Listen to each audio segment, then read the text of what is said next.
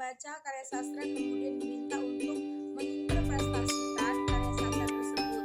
Interpretasi yang dibuat tersebut dianalisis secara kualitatif untuk melihat bagaimana penerimaan atau tanggapan terhadap karya sastra.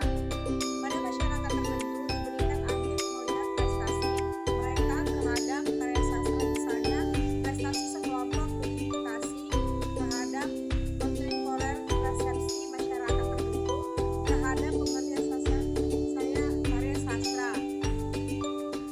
Contoh pendekatan pragmatik di bawah ini adalah fungsi karya sastra atau andang dijajah yang akan dianalisis dengan menggunakan pendekatan pragmatik. Sebuah lokitan terlepas dari gerbong sendiri melancong ke dalam, ia menderak, ia melonglong. Ada lokitan melancong sendiri, kami hanya melihat bertanya keheranan, manakah langsung berjalan. Adakah stasiun penghabisan? Jauh di depan tak ada sinyal kelihatan, jauh di depan hanya malam terdapat di jalan.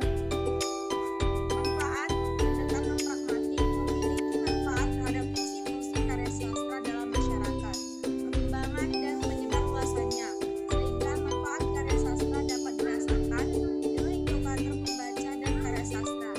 Tujuan pendekatan pragmatik memberikan manfaat terhadap pembaca.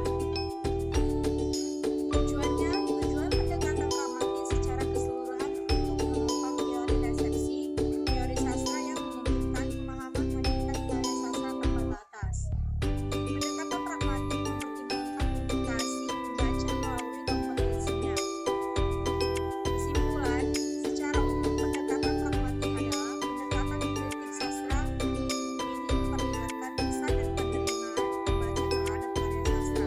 Pendekatan pragmatik menurut para ahli, pragmatik adalah salah satu bagian ilmu